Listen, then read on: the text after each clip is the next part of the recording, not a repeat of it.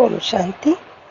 சிவன் சதா தூய்மையாக இருக்கக்கூடியவர், சுக துக்கங்களை அனுபவம் செய்யாதவர், திரிகுணாதீத், அதாவது சதோ ரஜோ தமோ என்ற 3 குணங்களுக்கும் அப்பாற்பட்டவர், ஆத்மாக்கள் அனைவருக்கும் தந்தையாக, அதாவது மனித ஆத்மாக்கள் மட்டுமல்ல, விலங்குகள், பறவைகள், புழு பூச்சிகள் என அனைத்து ஆத்மாக்களுக்கும் தந்தையாக இருப்பவர்.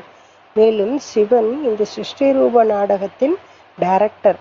சிவராத்திரி, சிவநேத்திரம், சிவலிங்கம், சிவபுராணம், சிவாலயம், ஓம் நமச்சிவாய, சிவசங்கராய நமக என்றுதான் கூறப்படுகிறது.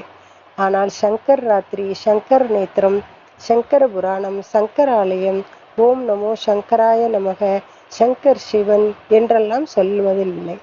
மேலும் சிவன் கல்யாணக்காரி, சங்கர் சம்ஹாரகாரி. மேலும் சங்கரன் ஜென்ம மரண சக்கரத்தில் வரக்கூடியவர், தூய்மை இழக்கக்கூடியவர், சுக துக்கங்களில் வரக்கூடியவர். அவர் திரிகுணமயி, சதோ ரஜோ தமோ என்ற 3 கணங்களிலும் வரக்கூடியவர். இவர் மனித சிருஷ்டியின் தந்தையாக இருக்கிறார். மேலும் சிருஷ்டி ரூப நாடக மேடையின் ஹீரோ பாட் செய்பவராக இருக்கிறார். இப்போது பாருங்கள், சங்கர் தியானத்தில் அமர்ந்திருக்கிறார். அவரே பரம தந்தையாக இருந்தால் அவர் ஒளியாக மட்டுமே இருப்பார். அவரே பரமாத்மா சதாசிவன் என்றால் அவர் யாரை நினைத்து தியானம் செய்கிறார்? ஓம் சாந்தி.